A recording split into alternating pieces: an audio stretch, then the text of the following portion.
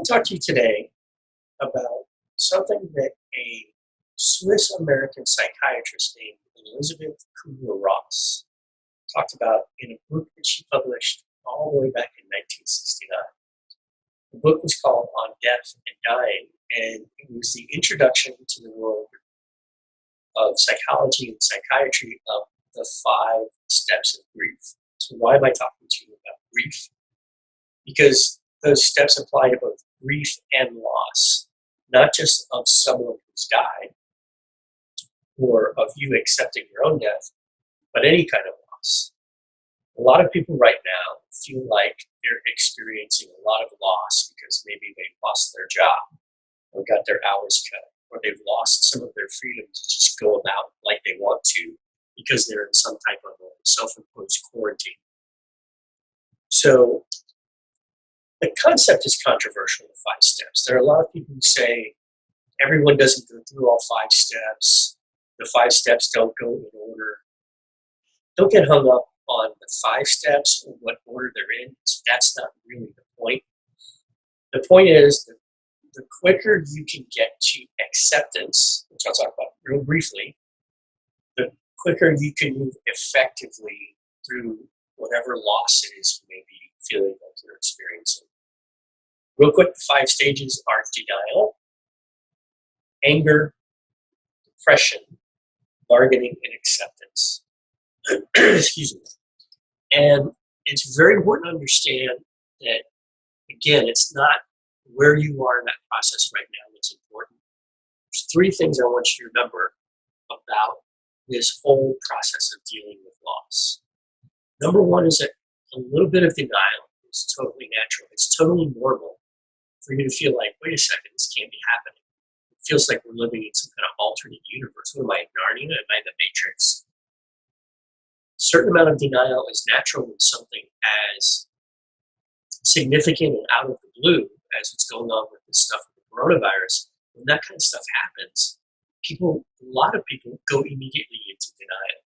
So it's okay to be in denial for a short period of time because that denial is our brain's way of protecting us from overwhelm. If we were to get directly to acceptance right away, for some people, that would be detrimental because they'd experience overload, they'd shut down, and then it would be even worse than if they never went through denial. So it's kind of like venting when you're upset.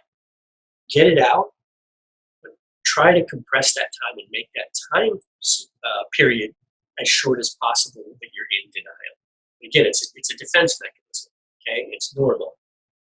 The second thing is, when we experience a loss, sometimes if it's a really significant loss, it can really hit hard on our faith. And when I say faith, I'm not just talking about religion.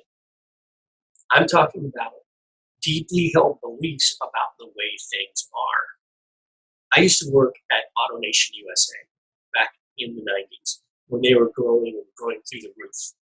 I was a very, very early on employee of that company. My first desk was in the hallway outside of our vice chairman's office. Okay, so we were just getting going. Right now it's a giant company. Excuse me. But I was with that company, and it was growing so fast that there was such a credible team running that organization that had such a great track record. I thought that this was just going to be a huge career move for me to be with this company at such an early stage.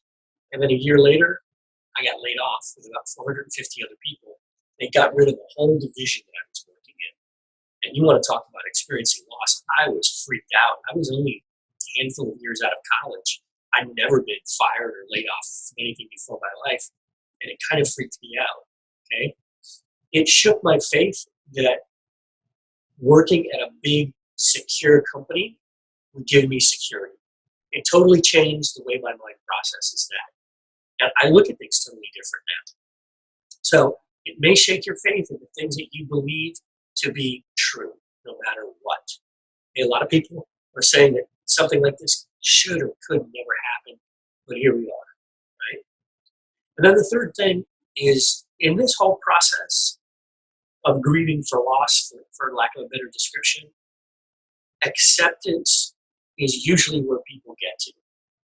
So you don't need to rush yourself, but if go into it with the mindset that this is never going to end, or I feel weak because I'm having these feelings, those are counterproductive.